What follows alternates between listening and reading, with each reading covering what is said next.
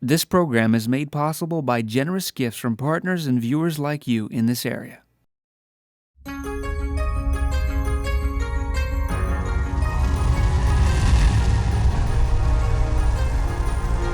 4,000 years ago, the Creator of the universe made an everlasting covenant with Abraham. All the land, from the Euphrates to the Nile, belongs to the sons of Israel. Shock waves will shake the earth as heaven reaches down to fulfill that promise. The Dead Sea, the lowest point on planet Earth, once described as a well-watered plain like the garden of the Lord. Nearly 4,000 years ago, the crust of the earth split open, and out of its bowels belched fire and brimstone that rained down upon the cities of Sodom, Gomorrah, Admah, and Zeboim. Abraham stood in the door of his tent on the other side of these mountains and watched as the cities and their inhabitants were incinerated in the inferno. The Jordan River continues to wash minerals from the highlands of Israel into this dead-end chasm. And what appeared to be distant, nondescript rock formations out in the middle of the sun-parched Israeli desert turns out to be the ashen remains of the cities of the plain, found still standing and covered with millions of chunks of brimstone. I'm Michael Rood. Prepare for a rude awakening.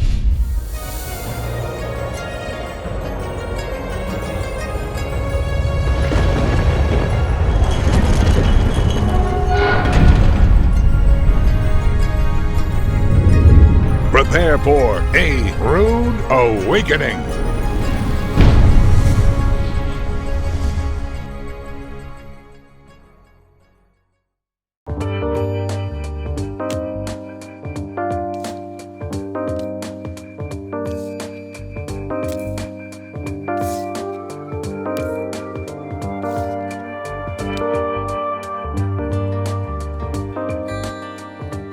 In the book of Genesis, we read that God instructed Abraham to leave the land of Babylon and its perverted system of sun god worship.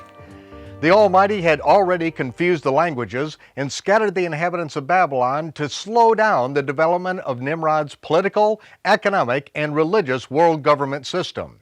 The worship of Nimrod's son, Tammuz, the reincarnated sun god, and the worship of Nimrod's wife, reincarnated as Ishtar, were both fragmented into divergent cults at the Tower of Babel.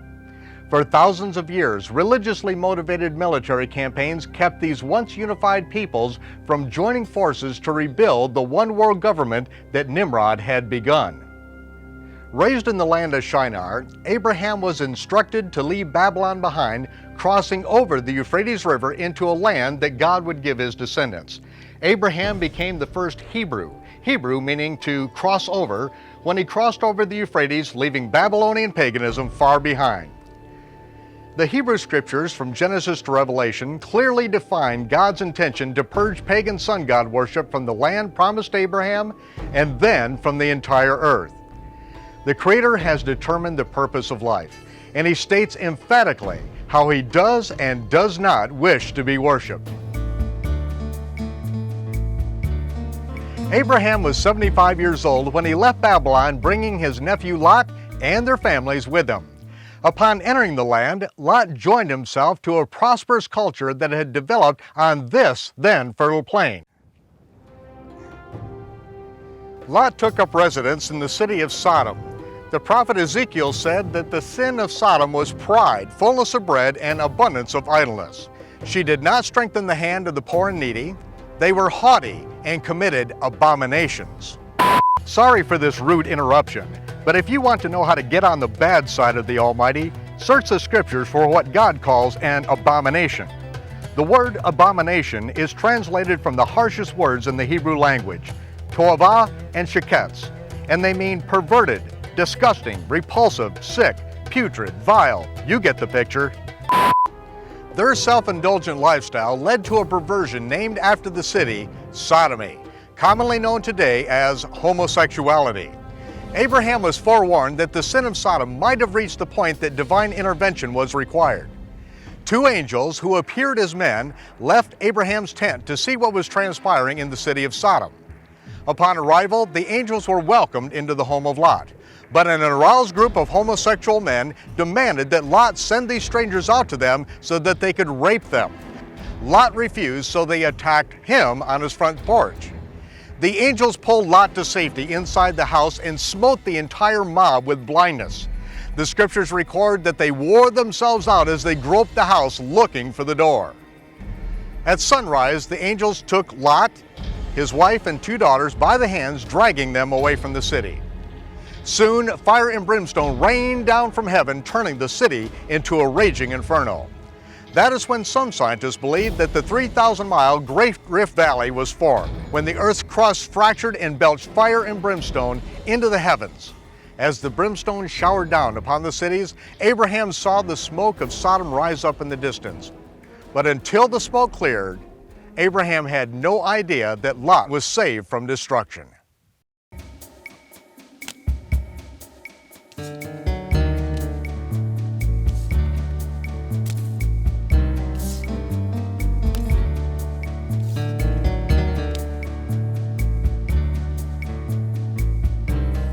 The buildings, streets, and walkways throughout the land of Israel are constructed primarily of what is commonly referred to as Jerusalem stone. Like the walls of the ancient city of Jerusalem behind me, a calcium rock which is as abundant in Israel as stray cats in the old city. And if you've ever been here, you know what I mean. The inhabitants of Sodom and Gomorrah would no doubt have taken advantage of this most common building material for their homes, palaces, and fortress walls, just as is used throughout the land today.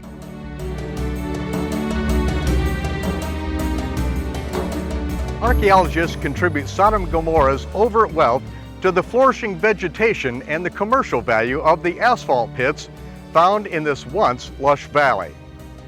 Asphalt, oozing from deep in the earth, turns this wadi into a surreal landscape.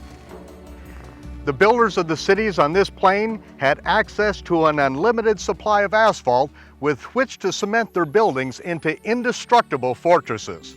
Indestructible until burning brimstone rained from the sky, igniting the asphalt mortar and turning the city into a furnace.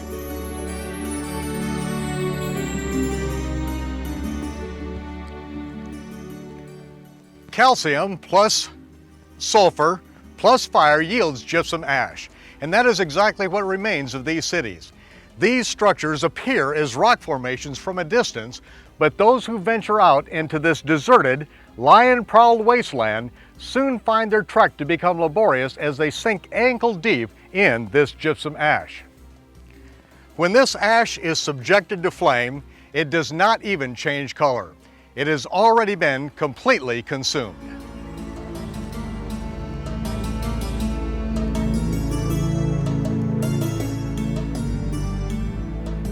Substances burned with sulfur can have a higher remaining ash weight than the original substance. That may explain, in part, how this sphinx-shaped object and others like them can remain standing throughout the centuries. The layers of ash, twisted and warped by the intense heat, finally settle into a form that much resembles the original object. The minimal rainfall on this desert contributes to the longevity of these structures, slowly compacting the layers of ash through the centuries.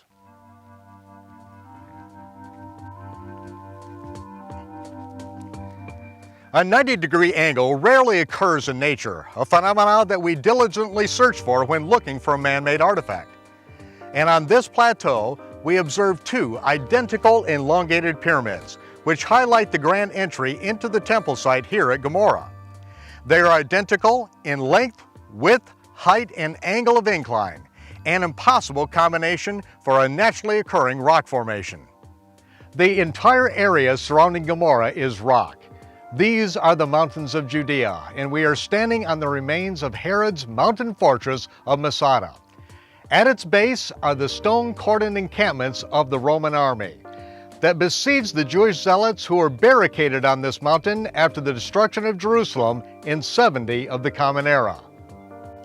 The Romans encamped on the gravel bed of this surrounding plain, but the city of Gomorrah beyond these encampments is unique in its structure and composition. Walls, buildings, and temple structures reminiscent of the ancient temples of Babylon are preserved as heavy gypsum ash. Moses referred to the condition of this area by saying, "The Lord overthrew Sodom, Gomorrah, Admah, and Zeboim in his anger and wrath. The whole land is brimstone and salt and ashes. It is not sown, nor bears fruit, nor grows any grass."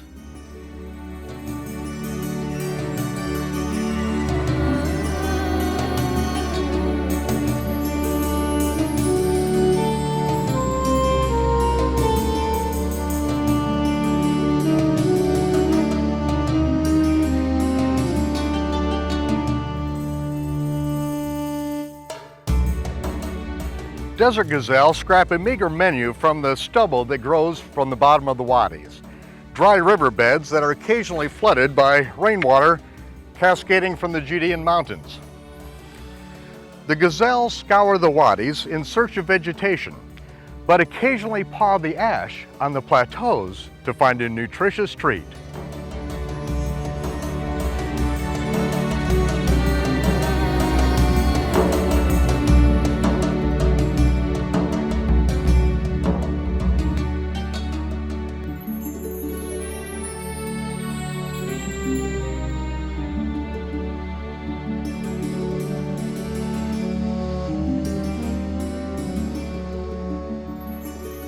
This is a natural mineral salt lick, the salt of which Moses spoke.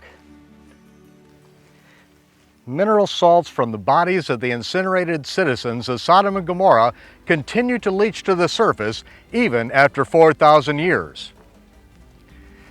After the atomic bombs were dropped that ended World War II in the Pacific, U.S. military inspectors at Hiroshima found piles of white powder near the blast site.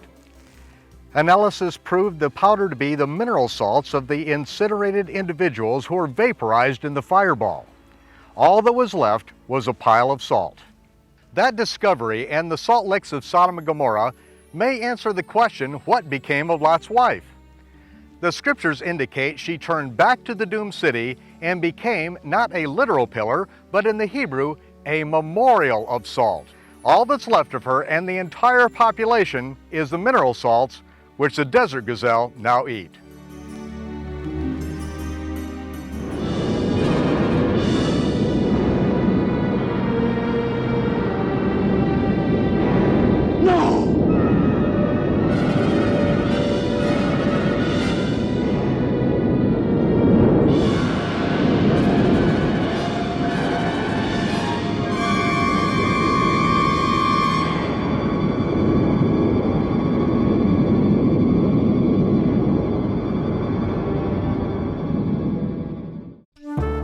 In recent centuries, legend has developed that the four cities of the plain were submerged in the briny depths at the south end of the Dead Sea. Yet 500 years after the event, Moses recorded that the cities remain as brimstone, salt, and ashes. In the 1st century of the Common Era, Shimon Kefa, commonly known as Simon Peter, spoke of the remains of the cities as if it were common knowledge among the Jews of his day. In the 2nd century, the Jewish priest and historian Josephus spoke of their remains still standing in the Judean desert. The Dead Sea has continued to recede since the days that the scriptures were penned, and if they were visible in the days of Josephus, there is no way that they could now be submerged. Through the years, many looked in the wrong places and found nothing. But the cities of the plain were discovered exactly where the scriptures indicate, along the western shore of the Salt Sea and the Dead Sea Valley Plain.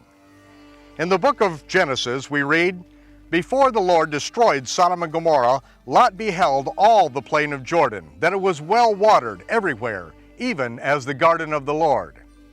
We also read that the kings of the land of Shinar made war with the kings of Sodom, Gomorrah, Admah, Zeboim, and Zoar. All of their armies were gathered together to fight in the valley of Sodom, which after the destruction of those cities is now called the Salt Sea. The location of the four cities is cited in the scripture when describing the borders of the land of the Canaanites, which was from Sidon, as thou comest to Gerar, unto Gaza, as thou goest unto Sodom, and Gomorrah, and Admah, and Zeboim. even unto Lasha. The four cities could only form the border of the Canaanites if they were spread out along the Jordan River Valley and not grouped together at the south end of what is now called the Dead Sea. In the first book of Shmuel, we read, "The Philistines camped at Michmas, and raiding parties went out from the camp in 3 detachments. One turned toward Ophrah in the vicinity of Shual, another toward Beth Horon, and the third toward the border of the land overlooking the valley of Zeboim, facing the desert." Again, the location of the remains of Zeboim is north of the Dead Sea and is designated as facing the desert in the Great Rift Valley east of Michmas. These 4 locations have yielded the same ashen features and brimstone remains that we see here in the city of Gomorrah. The brimstone found here is unique to this part of the earth. Samples have been analyzed in laboratories in the U.S. and also in one of the most prestigious laboratories in the world, the Karolinska Institute in Stockholm, Sweden, which awards the Nobel Prize in the field of science. Critical analysis showed this sulfur to be 95.72% pure sulfur with 3 other trace metals which could generate sufficient heat to melt even stainless steel.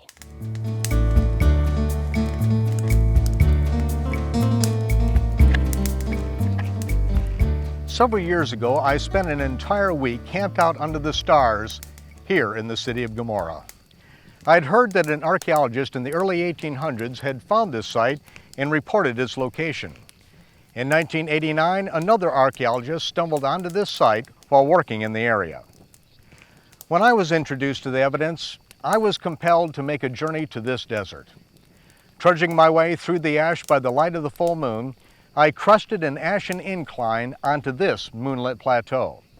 Pale yellow balls of sulfur, exposed by a recent fall rain, were perched on the surrounding ash. I crushed one between my fingers and inhaled. This was the reason that I journeyed over 8,000 miles. As a skeptic, I had to see and smell this testimony for myself. I returned to Jerusalem a week later with a suitcase full of brimstone. Finding friends in the old city, I related my adventure to a growing audience who was eager to see if brimstone would still burn after 4,000 years in the desert. Touching a match to a small piece, it immediately became a black oozing mass with a purple flame. We began to choke and gag as the hot sulfur dioxide fumes seared our lungs. We evacuated the building and got the brimstone out of the building onto the street where it burned itself out. And that was the last time that I lit brimstone indoors. But I did learn a valuable lesson. Being unable to breathe in the presence of the poisonous gases emitted from the brimstone, the inhabitants of the cities would have been rendered unconscious. They would have died a relatively painless death before their bodies and diseases were cleansed in the fire. Even in judgment, our Creator is merciful. Why did God destroy Sodom and Gomorrah? Because they couldn't find any faithful men, any godly men. People was doing evil. Lust, city full of lust. The sinfulness of them had reached his nostrils in heaven. Was that right? They sinned in a way that we shouldn't sin. Stealing, hurting each other. I have no idea. Because they were having all those sex orgies, I just told you. You name it. Whatever they had back then. He got angry, sin, disobedient, worshiping other gods.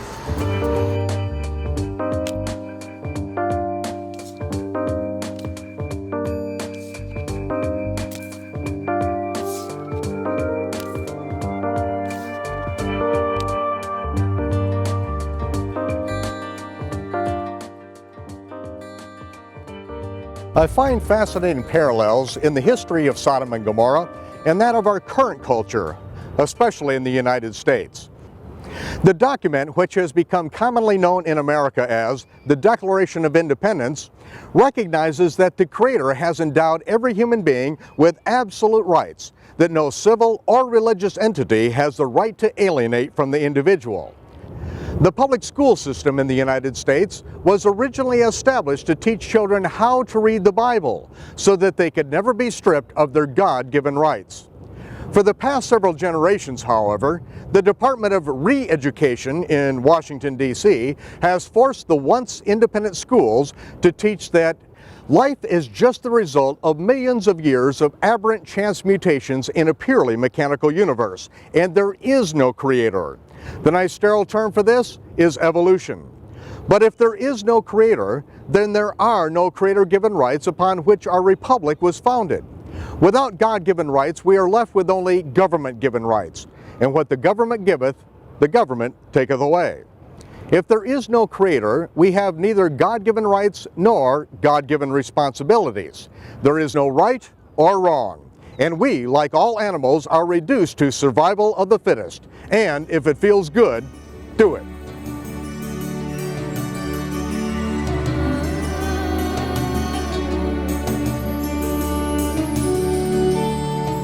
Sodom and Gomorrah's kings promoted the same prosperity-driven, lawless lifestyle.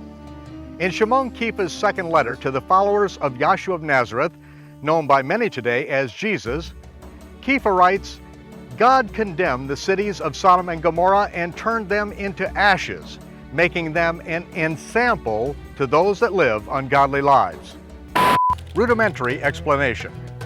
The word ensample in the Greek language means a visible example, something that can be witnessed in the physical universe, not theological speculation.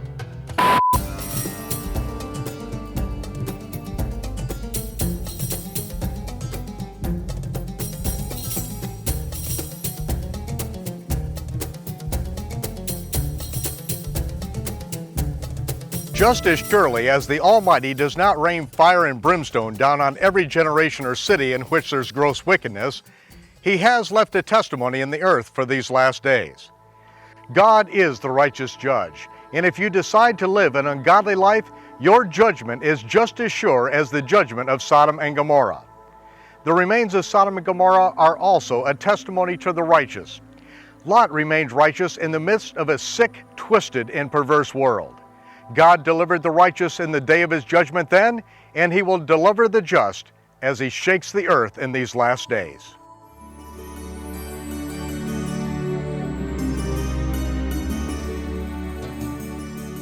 Many people have a very negative attitude concerning the judgment of God falling on a nation. Well, it depends on whether you are in the wrong or whether you have been wronged.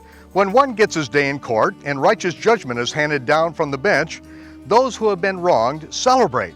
They have been vindicated and will be compensated. Those who have wronged others are punished. That is righteous judgment.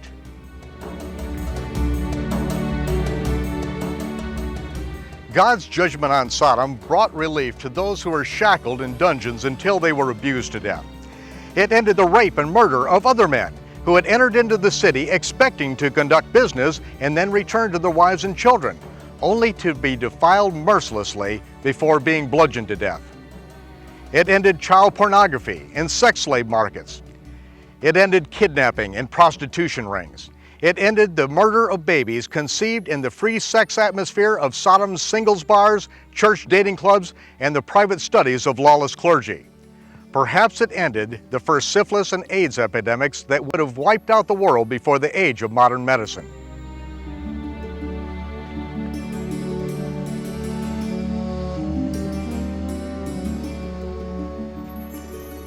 God is the righteous judge, and if you are living a righteous lifestyle, you long for the day that His righteous judgment is released upon the face of the earth. As it is written in the Psalms, the righteous speak of His judgment all the day long.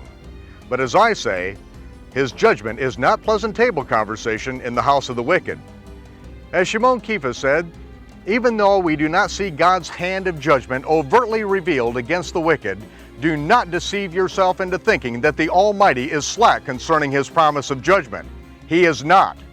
He is long-suffering, not willing that any should perish. He never judges without fair warning. Consider this fair warning. The day, the millennium of the Lord, is at hand.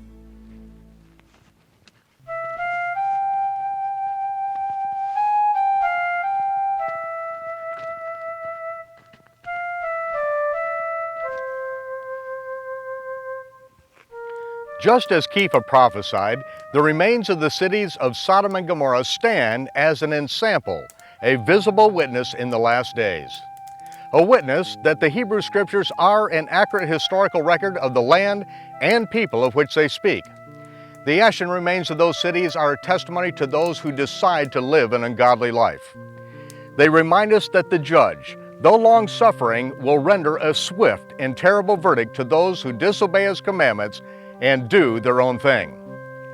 This brimstone is an aromatic reminder that the God of Abraham, Yitzhak, and Yaakov is the righteous judge, and that He will deliver the righteous in the day of judgment.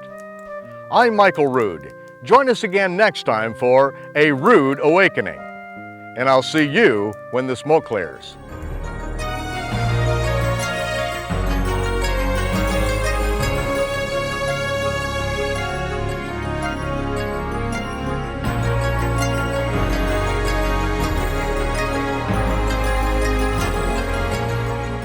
For more information, visit www.aroodawakening.tv or call 1-888-766-3610. This program is made possible by generous gifts from partners and viewers like you in this area.